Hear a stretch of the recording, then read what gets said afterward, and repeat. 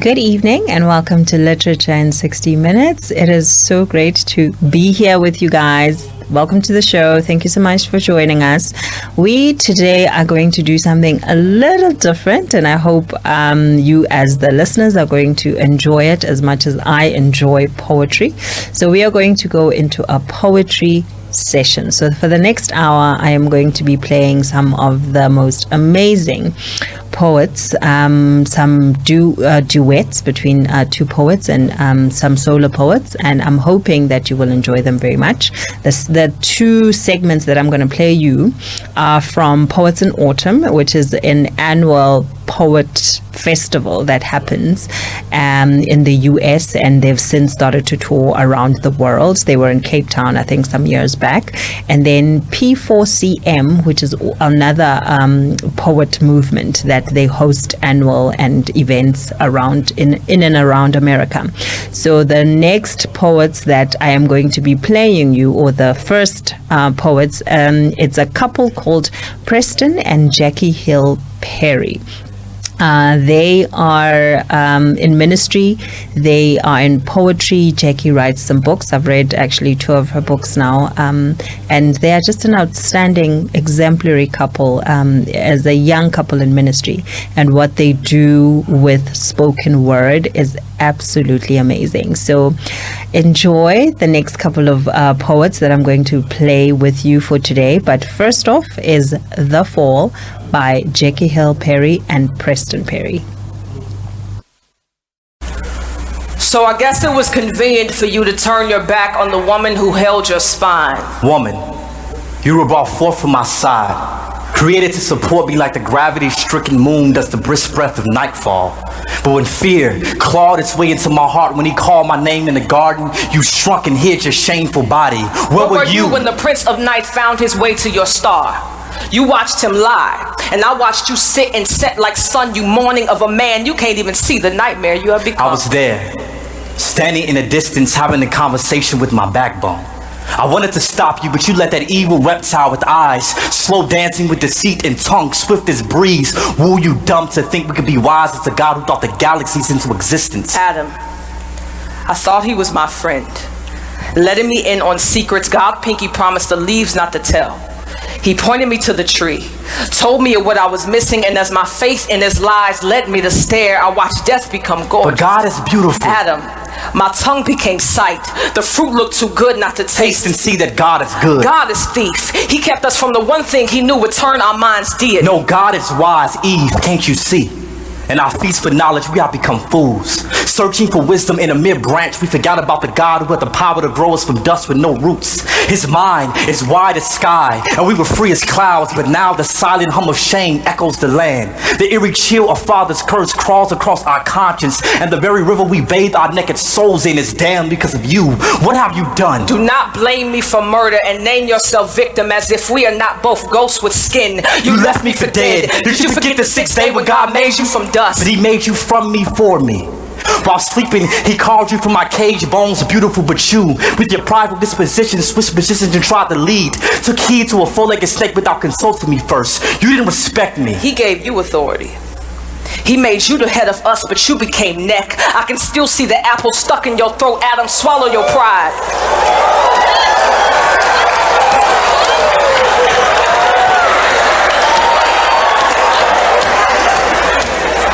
You were supposed to lead me, yet I am to blame. Your wife, your Eve, the one who is now shamed once beauty the moment you saw her breathe. Maybe I should noose a ribbon around my neck, make a skirt of wrapping paper, stuff my natural naked chest with leaves. Maybe then these bones will be enough gift for you again, this flesh enough body for you to bathe in. The day you remove God from your soul, emptied your nest of his glories, the day you begged me to take his place, fill your voids, become this image of perfection to satisfy your insecurities. God forbid our sons grow up treating their sisters like cemeteries, stacking their bodies and bones in one closet to wear as one flesh every time they want to feel alive. Eve, please understand that you further prove my point. That prideful organ brewing beneath your breast beats with no submission for your husband. And for this, your future daughters would not be quiet, gentle, but some would be loud as nagging crows scavenging on the dead earlobes of men. Their bodies, sculpted for God's glory, will become lures enticing our sons to sin, and they will. These women, your offspring, will hand their souls souls over to men who are not their God. They will kneel for value at the altar of man's approval, but that worship would not make them whole nor holy. Do you see what you've done? You made this about you by blaming me. We are both sin wrapped in flesh, both broken creations, stained glass windows with no shine, no sun, no light. We are both dark, imperfect, lost. We are fallen.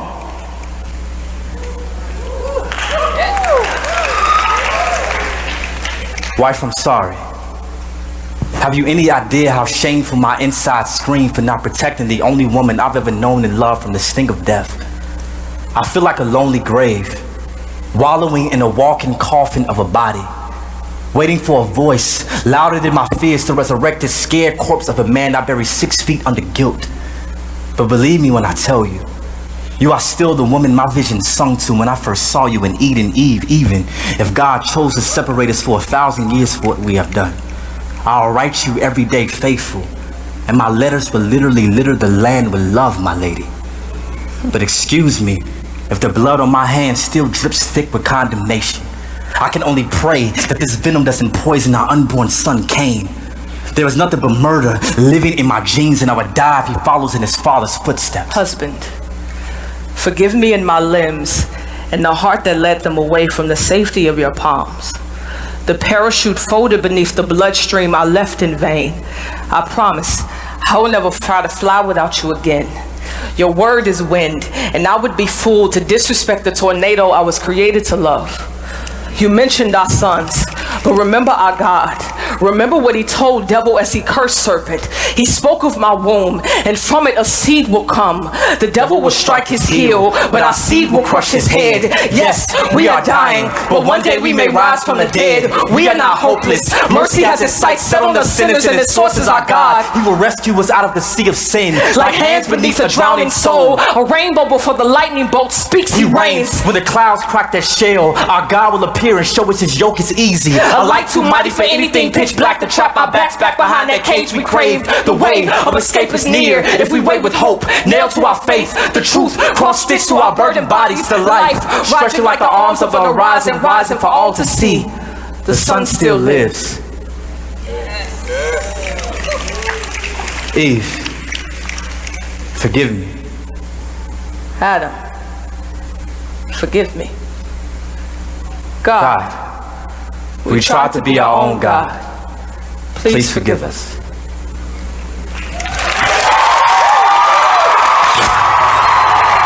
Sure, I hope you really enjoyed that. That was actually one of the first poems that I had listened to by Jackie and Preston. And for them to talk about the story of Adam and Eve so intimately, so eloquently, I think it's one of those conversations that we all would have loved to eavesdrop on if it was the actual conversation that Adam and Eve had after the fall. So I think they're super creative. I think they really hit, the raw notes when it comes to talking about, just how we would interpret or express our emotions, and especially in perspective of how God would view what we have done and the consequence of our actions. But next up is another poem from the same couple, Jackie and Preston, and this one is about their actual love story.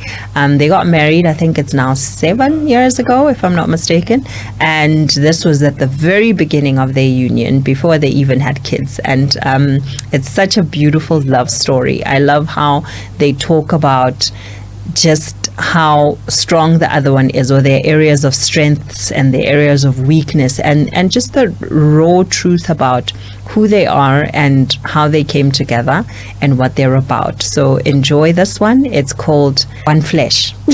Sorry, it's called One Flesh.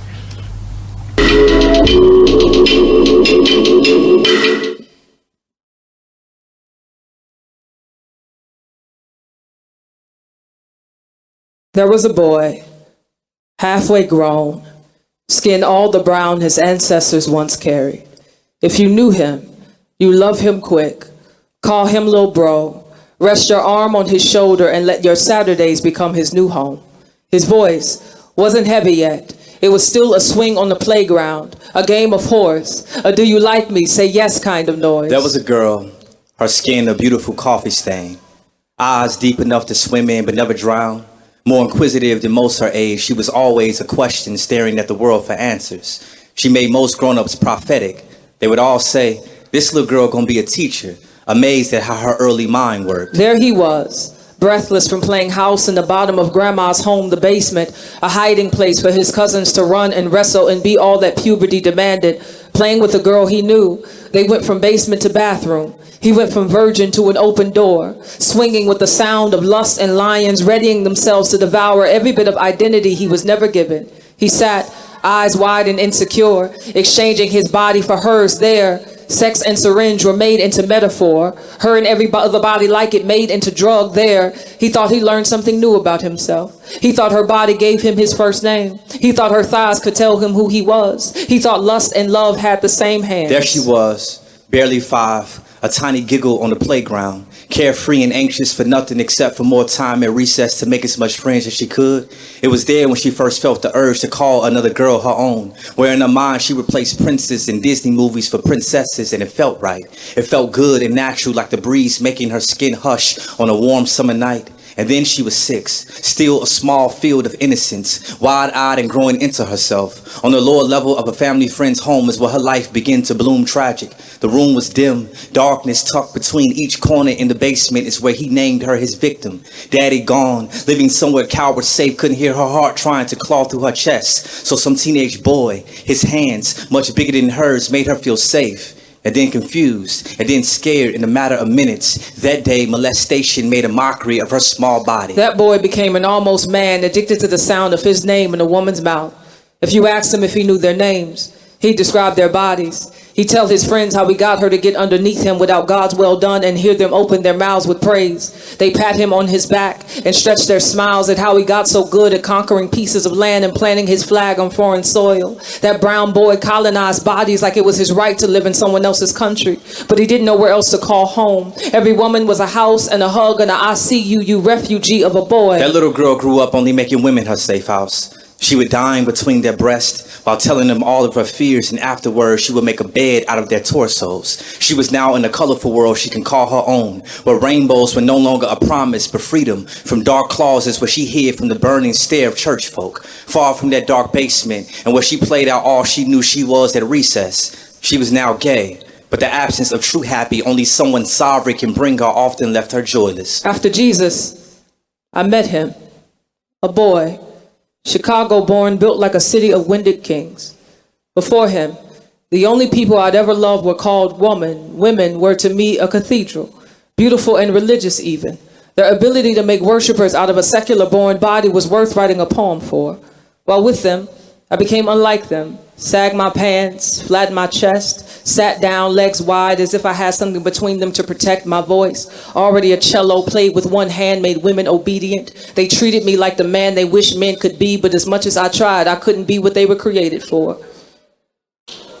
Meeting the man God made to be mine was scary. To see him was to see the man named Daddy that came and left like he couldn't stand to see his face on somebody he didn't love. To see him was to remember all the men before him that taught me that trust ain't safe with nobody but God. But what happens when God is telling you to give your trust to somebody that ain't him? When I met her, she was now a saint, and I had met God too. Our hearts knew as the wet earth when God first whispered the world into existence. Because of grace, I was now learning to see women as women and not bodies to lay my insecure. Most midnights I fought to enter into God's presence instead of entering into a woman to feel whole. Hard when your skin worshipped a woman's touch for so long. Hard when for so long created beings with soft hands held my broken instead of the God who made their hands. Silly how I often doubted if his touch can make me feel new as theirs did. But she intrigued me. I heard her voice before I saw her hips. Her honest tongue and mouth ready with truth grabbed my heart and wouldn't let it go. God knew I needed a woman that I'll give my respect without her asking for it. 3 years of friendship was enough. I was ready for her to wear my last name. Then we became one. When I said I do, I didn't know one flesh was literal. As much as I wanted to hide my shame and fears and failures, I had too many skeletons in my closet to act like I wasn't dead before. Sex made me feel alive, but now my flesh had to die for another. No one told me my wedding was also a funeral. My hands a casket for the flowers to lay. My dress a white lie. Couldn't the guests see all the dust I'd come from, all the dust I was going to? Couldn't they see the girls and the porn and the girls and the lust and all the things God set me free from? Set us free from the pride and the fear and all the things God put us together to make each other free from. Is it a mystery how God's sovereignty magic tricked us from two sexually broken people and made us one flesh whole in matrimony and made us holy? Identity's now up to God to give, for God to define, for Jesus to see and tell us who we are. We are His and each other's. And ain't that a miracle? The process of turning two into one, unclean into forgiven, the visibility of God's voice when we became the Lazarus to whom He spoke. This boy, a man now, a husband, mine, he has been to me a mercy. Every new morning, I don't think of all the women He has known when we wake. I remember them as God does. Therefore, I forget them as God does. When they come to hunt us both, reminding us of what God buried, both His struggle and mine. We died together as promised. I live for all the ways He says I love you without words. When He holds my heart with both hands, I say His name under my breath. You'd have to be Him to know what it sounds like out loud. I promised God I would love her like fragile hearts can't break. He threw our past into a sea deep as mercy. How dare I dwell on the women she cradled before me when God gave us a right now love. Our marriage is not void of struggle, but when I see her, I don't see her sin. I see a song God is still writing. Every dawn she is cloaked in God's newness. She is a fresh scent on my tongue, a sweet residue left on my lips. When she leaves, I smuggle the memory of her beneath my breath. And when she returns, I kiss her soft, and all of nature begins to sing of God's goodness and how He made our love abstract art. I vowed to do this. I took this woman, man, to be mine, to have and to hold. From this day forward, for better, for worse, for sexually broken or whole, in imperfection and in health, to love and to cherish, till death do us. Okay, so the next one is I Will Wait For You by Jeanette IKZ. She is also part of the Poets in Autumn movement. She is an outstanding female poet, one of the best I've ever heard. And this particular poem talks about how she chose the wrong one. And I think it's most women's or most single women's story at one point or another, where you look at where you are, what you want in a man, and time clicking. You feel like you're losing time. You need to be in a relationship, and you'll just choose any guy that comes along. And she just speaks so eloquently and so truthfully as well about the decisions that we make for our own convenience, but that have nothing to do with covenant. And we know very well that God would not have us be with the people that we choose to be in convenient relationships with.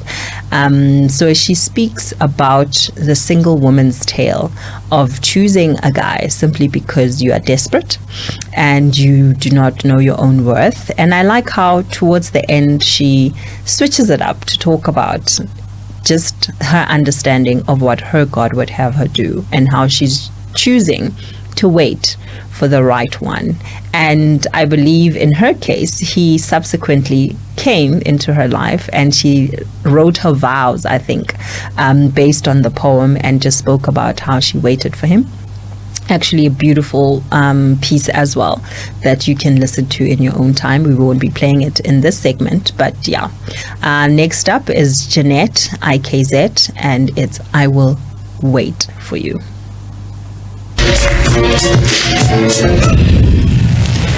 So it seemed that it was cool for everyone to be in a relationship but me.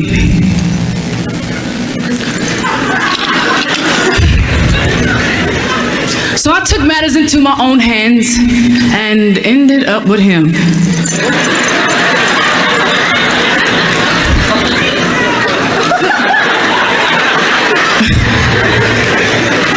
Display the characteristics of a cheater, a liar, an abuser, and a thief. So why was I surprised when he broke into my heart?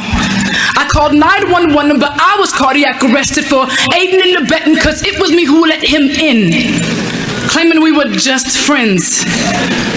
It was already decided for me by the first date that even if he wasn't, I was gonna make him the one. You know, I was tired of being alone, and I simply made up in my mind that it was about that time, so I decided to drag him along for the ride, because I was always the bridesmaid and never the bride. a virgin in the physical, but mentally just a grown woman on the corner in heat who was tired of the wait. So I was gonna make him the one. He had a form of godliness, but not much. But hey, I can change him, so I'll take him. I mean, he's close enough. Ready to sell my aorta for a quarter, not knowing the value of its use to me. Arteries so clogged with my will, it blocked his will from flowing through me. So I thank Christ that his blood pressure gave this heart an attack that flatlined my obscured vision, put me flat on my back. Through my ignorance, he saw. So through my sternum, he sawed and cracked open my chest to transplant Psalms 51:10. A new heart and a renewed right spirit within. So now I fully understand, better yet, I thoroughly comprehend how much I need to wait for you. See, the bad thing is that I knew he was in you from the beginning. Because in the beginning was the word, and he didn't even sound or shine like your son. Out of the abundance of the heart, the mouth speaks, and all he could whisper was sweet, empty nothings. Which meant nothing. He couldn't even pray what I needed him to. Asking him to fast would be absurd, so forget about being cleansed and washed with water through the word. But I know you are already praying for me.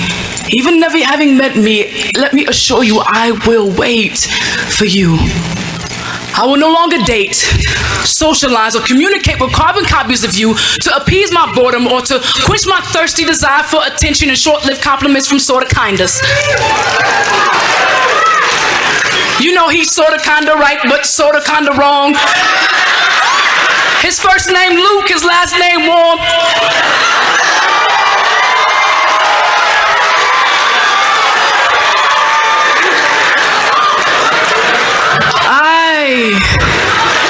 I won't settle for false companionship. I won't lay in the embrace of his arms, attempting to find some closeness, but never feeling so far apart, because I just want to be held. Because all I gotta do is say no. No more almost sessions of almost coming close, passing winks and buying drinks, and I'm a flirt who flirts with the ideology of, can you just tell me how much I can get away with and still be saved? No more. I'll stay in my bed alone and write poems about how I will wait for you.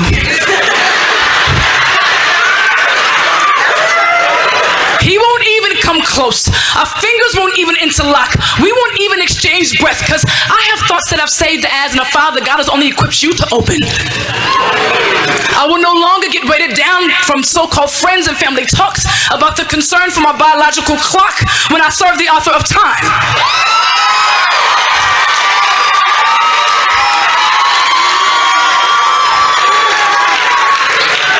Subject to time, but I'm subject to him. He has the ability to stop, fast forward, pause, or rewind at any given time. So if we could role play, you would be Abraham and I would be Sarah. Or you could be Isaac and I could be Rebecca, a servant's answered prayer. I am bone of your bone, flesh of your flesh, made up of your rib, Adam.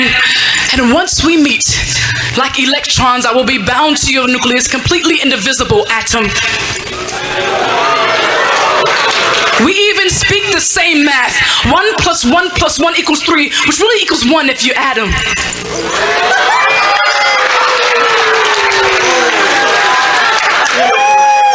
We were all created in his image, but you have the ability to reflect, project, and even detect the sun. If I were to explain what you look like, you would have to look like a star, a son of the sun. I would gain energy simply from the light that you shine on me. I would need you in order to complete my photosynthesis. I await your revelation, but once again from the Genesis, I will wait for you.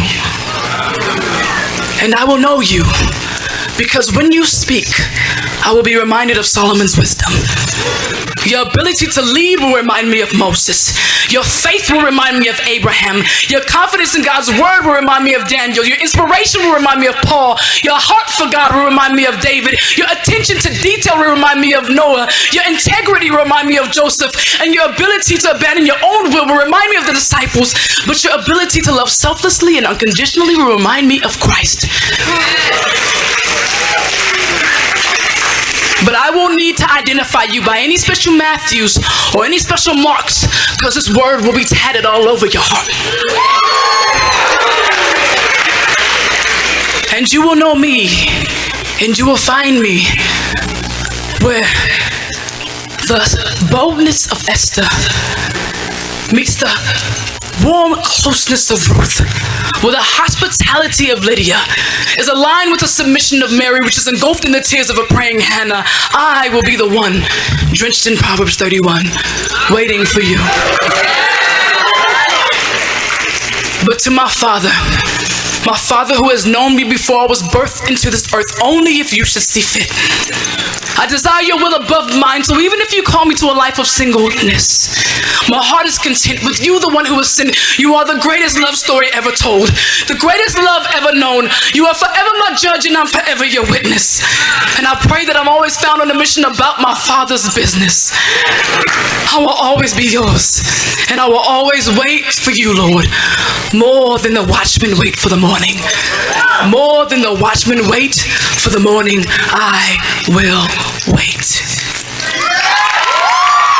Sure. The next one now is almost, in brackets, saved, by Ezekiel. I know if I should say it properly, Anzonwu. And he is talking about just how sometimes as, I don't know if I should say newly saved Christians, or as Christians we tend to behave in a way that makes us look like we are almost saved and not quite really fully saved, committed to the Lord, fully sold out for Jesus. Because you would behave in a worldly manner, and you would be in church, you would be doing, the right things that, are done in a ministry setting, but the truth of who you are, the character behind who you are, is just not aligned to the true gospel. So this is actually a hard-hitting poem, because he hits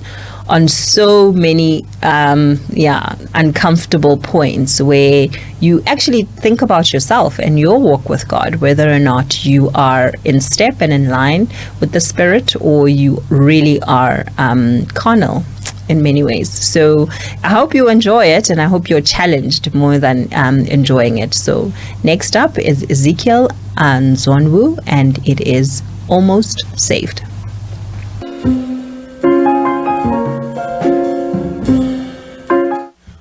One of the most dangerous terms in English diction. If it could be translated into audio, it would sound like from the saxophone of Lisa Simpson. Two words designed and strategically combined to form the biggest oxymoron in the history of mankind.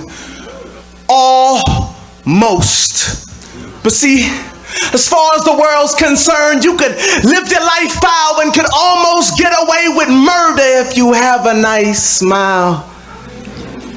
You could almost meet folks just to almost sleep around and stop at your local clinic. Well, you almost had a child. See, almost is no stranger to Satan. Here's proof. He only tells lies when they're almost the truth, and it's amazing. In our incompleteness, we find complacence. But if almost is one of Lucifer's many traits, then we are inadvertently good at Satan impersonations. But on the contrary, Christ did his job fully, and he proved he was God when he died on the cross like it was his duty. And to pardon my iniquities that I committed rudely, he resurrected from the grave just to tell death to excuse me.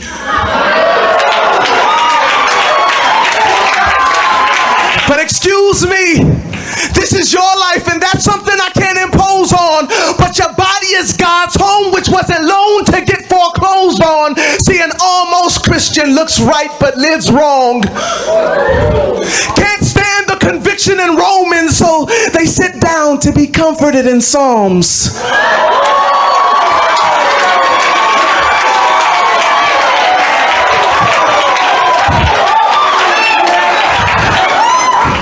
Never understood worship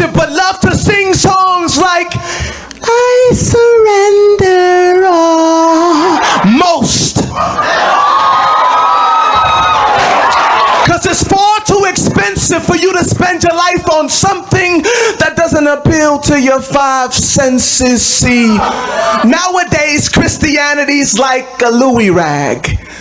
No functional use, but we just rock it because it's stylish. Not righteous, but right-ish.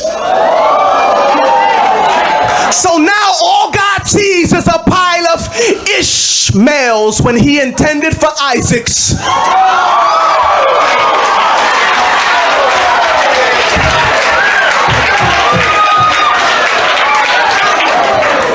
And we're moved by how we feel, so we're saved when we feel like it. So technically we've never really been saved, we've merely tried it. So no wonder why we're never sold out when we return it after we buy it now. Let me break it down, because you need to beware that your life could lack the very standards that need to be there. Because on that final day of judgment, while God's receiving his heir, will he say, son, well done, or medium rare? Because even by worldly standards, it'll be highly insane for you to start spending all of your money days before you almost get paid. Like parents, you wouldn't send your kids to a school that's almost safe. And ladies, would you really date a man who claims he's almost straight?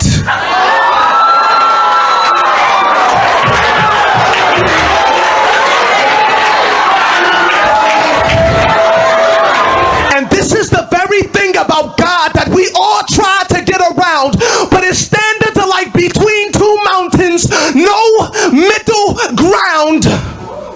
So a halfway life is unprofitable to you, because after all the Sunday services, Bible studies, and prayer meetings, and everything that goes between, God will say, I never knew you. But that's not even the worst part of living your life as neutral.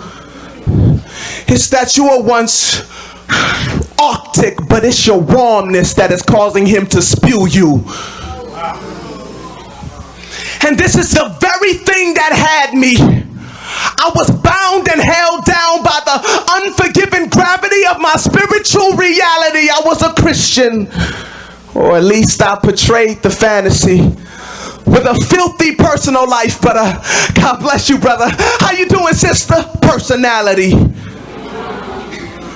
I was a male, enveloped by guilt because I was stamped a sinner.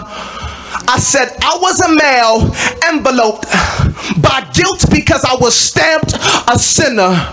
My message couldn't be received because I didn't represent the sender, yet I was almost delivered.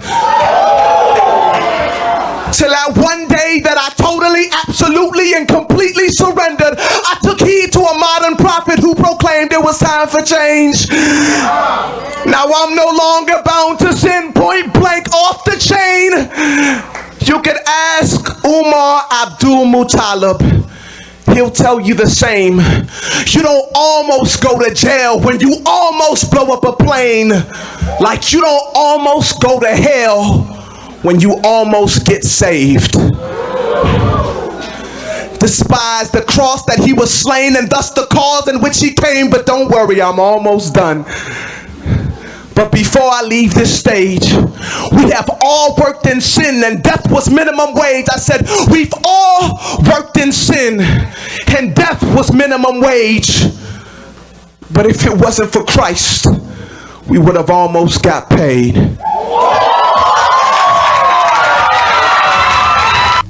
Shoo, now this one had me thinking.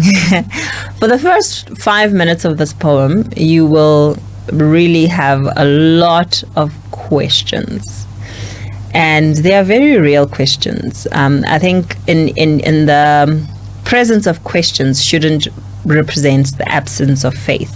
So when she asks God these very, very real, very, very important, very, very painful also questions about her reality and the reality of many other people, it really challenges us to think. It really challenges us to have an understanding of just who God is, and what he can do without us demanding him to be what it is that we want him to be for us at any given time.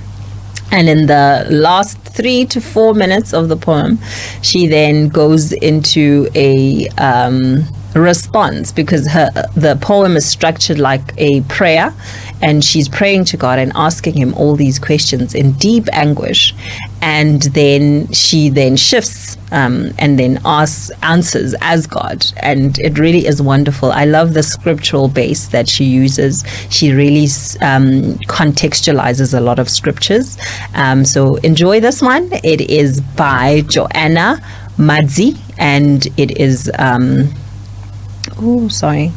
Dear God. Yeah, the title's name is Dear God. So enjoy that one.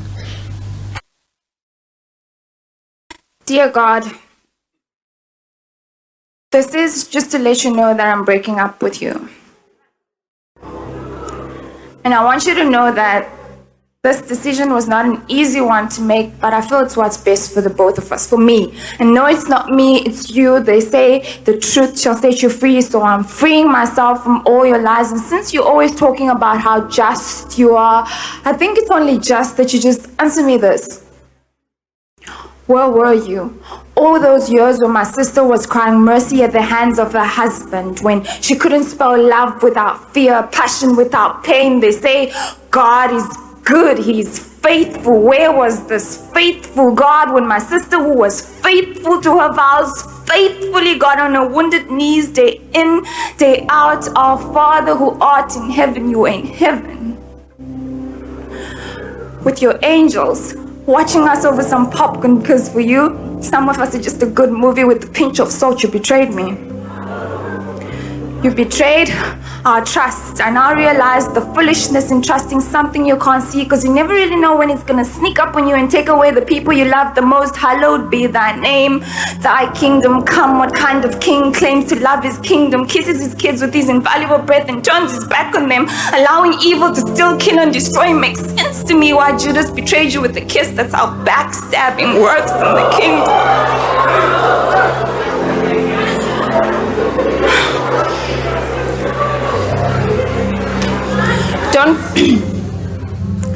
Don't try to talk me out of this. I've already made up my mind. It's not your will that will be done, it's mine. Give us this day our daily bread. Ask the kid on the street corner what that prayer means to him. He'll probably tell you a little bit about breadcrumbs and a whole lot of hopelessness, because for him, daily bread doesn't come every day. You talk about the blood of Jesus and the body of Christ, how it was freely given so we could freely receive life in its most abundant form. Yet innocent kids are still dying of malnutrition. That's because their breakfast time is at dinner time, and that's the only time their throats see anything else besides poverty. You still have the audacity to tell me, ask and it shall be given. You're a liar. You once told me that forgiveness of trespasses strengthens relationships, but I feel like you're still punishing me for Eve's transgressions. For how long will the seeds planted in my womb bear no fruit? How do you think it makes me feel to be called a woman, just not woman enough to be called mother? And don't tell me to come to you as I am. You're still the father of all, and I the mother of none. Lead us not into temptation. I struggle to pray with my eyes closed. All I see when my eyes are closed is their eyes, because I've often wondered if fairy godmothers exist, and if they do, then how miserable do you have to be for them to hear your cry? How loud did I have to scream to silence my sister's pain? How many tears did I have to cry to quench my brother's thirst? Lord, how do you choose your soldiers? I won't ask you to deliver us from evil, because you created it, so you can have it all. The kingdom, the power, the glory forever and ever. I want to be still.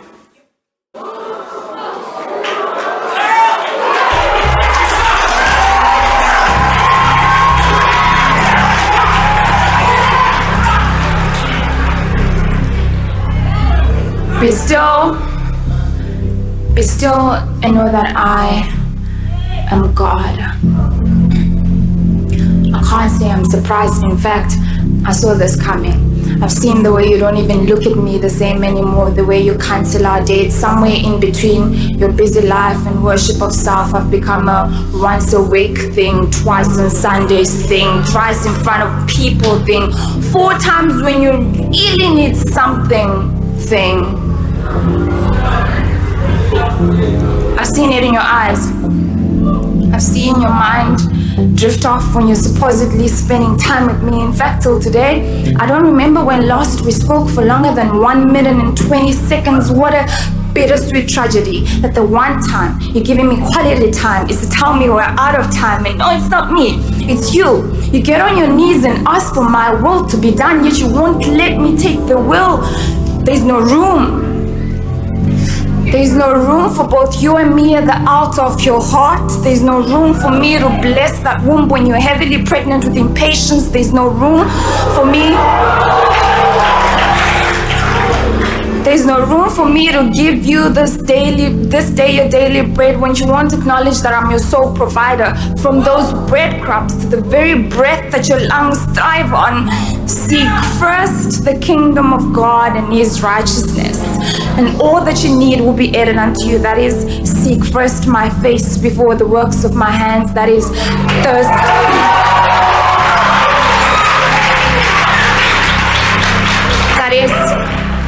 That is thirst first for me before the satisfaction I bring. That is friends before benefits. That is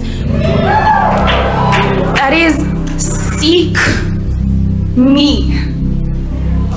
And if anyone wishes to come after me, he needs to deny himself, take up his cross and follow me. For whoever wishes to save his life will lose it, but whoever loses his life for my sake will find it. I need you to trust me. I need you to have some kind of faith in me, even if it's just the size of a mustard seed. That's all it took to part the Red Sea. I need you to have the faith of the blind men who fixed their blind eyes on an invisible God, saw me before their eyes could see. Seeing is believing is a lie. Believing is seeing. And when you feel your cross is too heavy for you to bear, remember Job stripped off everything that was true to him. His family, his wealth, his health came from a man with everything to a man with nothing, yet he held on to me with blisters in his hands. Remember Abraham, Hannah, Sarah. Do not lose heart, for you are hard pressed on every side but not crushed, perplexed but not in despair, persecuted but not abandoned, struck down but not crushed. Remember the cross. Greater love hath no man than this, that a man would lay down his life for his friends. Brethren, the enemy is already defeated. Tell your brother the parable of the prodigal son. Tell him my heart breaks each day the sun goes down without him coming back home. Tell him my heart bleeds wasted time. Tell him I'm relentless in my pursuit of his heart. Tell him I will not give up on him. Tell him the only way to get back on his feet is to get on his knees. Tell him I'm waiting. Tell him my grace surpasses bad decisions in a broken relationship. Tell him I love him. You asked how I choose my soldiers. I knitted you together in your mother's womb, molded you into a star. Stars are specifically designed to shine in the darkness. I don't make mistakes. Shine. Whatever was supposed to kill you didn't, and what doesn't kill you knows who you belong to.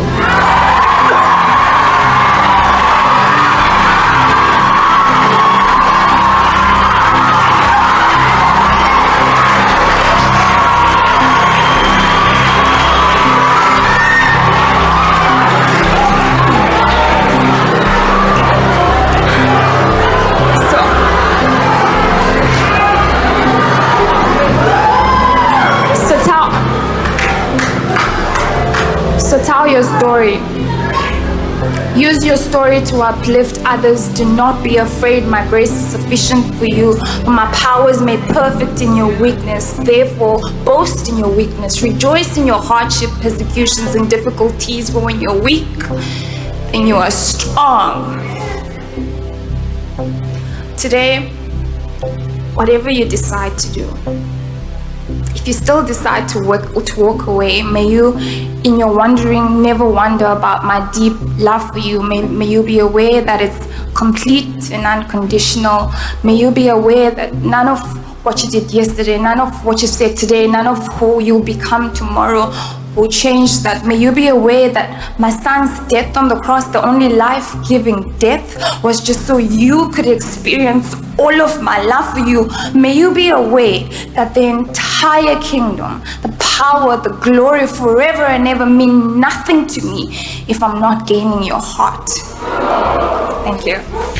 Okay, so now we are going into our last poem for this evening. It is by Jasmine Sims, and it is titled Ashes and Monuments. This is a very painful piece. She even breaks out, like her voice is breaking for part of the poem.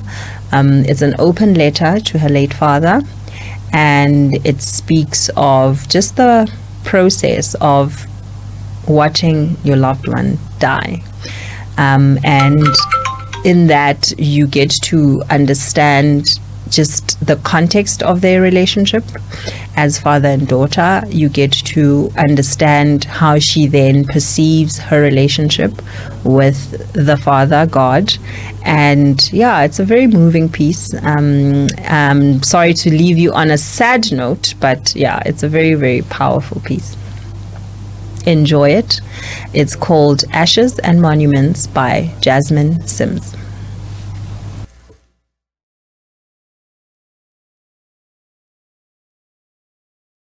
Her words. Her words held my family as if we were already shattered pieces. Her mouth was a resting place of a feather blade, and it shattered what was left of us. The nurse told us that sometimes a person requires permission before they can allow themselves to lean into the cold arms of forever waiting for them. She told us it's common for them to reserve their last breath until their loved ones have left the room. She encouraged us to tell you that it was okay for you to leave. So now my morning routine, once consisting of coffee and music, now includes me telling you that it's okay for you to abandon us here. I know that my lips were cinder blocks on your fragile brow. I'm sorry if that was too much weight for you. I told you it was okay for you to go. I told you that I love you because I don't think that real love should come in past tense. I told you that you did well. I don't know if my words were even the truth because I remember them depositing your body in a black bag in a thundering zipper as if the whole house couldn't hear them sealing you away. They placed you on a ghosted gurney that still haunts me. They rolled my protector over the threshold of our home as if he was some decaying abandoned building that needed to be removed. Didn't they know that there were still prayers waiting for you to see the manifestation of them? You prayed that I would have a solid relationship with God. Daddy, let's be honest. For years, you were the bridge my faith could walk to get closer to our King. And now it's just me and him, and it gets real awkward sometimes. But you didn't raise me to have a backup plan, so me and God just gonna have to figure it out. You prayed that I would have a career doing what I love. Do the angels tell you that your baby girl's poetry puts a little bit of money in her pocket? It's not much, that it's progress. You prayed that I would marry a man who loved God, that I would marry a man who knew how to get a prayer through. And Daddy, I want to tell you I'm sorry for all of the men who I allowed treat you as if your time was unlimited. I wish there was a return policy on wasted minutes because I'd much rather have spent them with you. And we all know that your hands are the only ones worthy enough to give me away. And Daddy, I just don't think they make them like you anymore. When I packed up Chicago and moved back home to take care of you, I said, Dad, I got enough money for rent or a new puppy. You said, go ahead and get your dog. I'll give you the money for rent. Who gonna spoil me like that now, Daddy? It's death. Death unfolded his arms on a Monday. I don't know how long he stood in the corner of your room waiting for you. I don't know how long my mother's prayers and petitions kept him at bay, but I've never seen a man seesaw between two realms. It's devastatingly beautiful for weeks. I watched your eyes peer past the present, your body barely functioning, holding on to a soul that was immortal, and eternity was calling for you. I watched your church crushed beneath the falling weight of a fallen idol. They made an idol of you, Daddy. I know you told them not to, but isn't that just like a congregation? To do the very thing you tell them not to do? I watched you preach Christ until your body no longer had a voice to give you. Last conversation we had was you asking me if Jesus was to return, would I be ready? And I told you yes. And I watched peace fill your eyes. Your funeral was beautiful. The flowers were mocking. The way they resembled life, but there was nothing there but death and a haunting scent. I smelled regret in the air. I even felt fear, and maybe it was my own, because for 2 years, strength has had her arms around me, and I finally feel it lifting. Grief is an unbearable weight to bear. You were a far lighter load to carry. I can still feel the weight of you against my body, hoping that you couldn't hear the trembling in my hands, begging God for more time.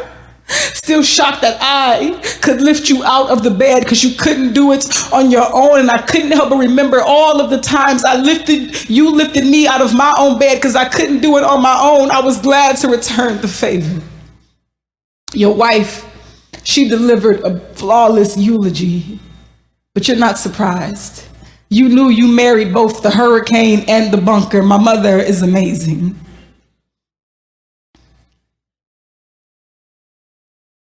The girl at Akira helped me pick out the dress I wore to bury you.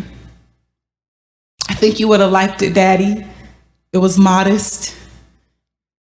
I even covered my knees. I don't think you would have sent me back to my room to change, nor giving me the side eye me and my sister often receive for our weird fashion choices. I think you would have called it sharp. It was black. You were always so proud that God chose to make you black. Don't you remember, Daddy, when the puppets came for the children's church and you couldn't understand how to teach a brown savior to black and brown kids with pale puppets, so you colored them in with markers and they looked horrible? But isn't that just the heart of the pastor, doing all that he can so the message is received? But I can't get the last breath out of my head. Your chest was hollow, like a speaker, giving off a sinister rattling, a warning that this would be the end. And I am afraid that you will fade too far into the past tense and I won't be able to depict you properly to your grandchildren. I normally give God a polite praise. I know all of the right words to say, but when Sunday came, I gave God a frightening, trembling worship because people have turned their back on him for less. Daddy, I will do my best to honor your legacy. Because even when I get my oil changed, the man still asks about you. He says your father was so kind. I don't know if you know how big your legacy is. Do the angels tell you that your son is a father now? I think he'll be just like you. Do they tell you that your children keep an eye on mama's smile, making sure that it's genuine? Because I watched my mother bury the love of her life of 30 plus years, and I've never seen her faith waver. When we asked her, why would God allow something like this to happen to a man so devout and so loving? She didn't even blink. She said, I don't know, baby, but we are the servants of God, and whatever he allows, we accept. She said that heaven had need of you. She taught me how to accept awkward comfort from a bunch of saints who never learned how to grieve and how to do it with grace. Because grief always comes at the worst time. And I'm obligated to give it all of my attention. So I'll sit in these ashes until the Lord will make something beautiful of my mess. Because no good thing would he withhold from me, including this grief. But I hope that he will forgive me, because your baby girl still has need of you. Welcome back. Sure, I hope you really enjoyed those poems, and I hope you're going to look up more poems by the artists that we played you today. I love listening to Christian poetry. It really shows you the beauty of spoken word, especially, words that, encourage you, words that speak of, what God has said in his word, and how creatives interpret that and how it finds its rightful application in our lives. I really enjoy listening to poetry, and I hope from this segment you'll be able to find some of your own poetry corners on YouTube and other platforms that you can enjoy. But until next week, thank you so much for joining us. May God bless you and have a fruitful week. We'll catch up again next week.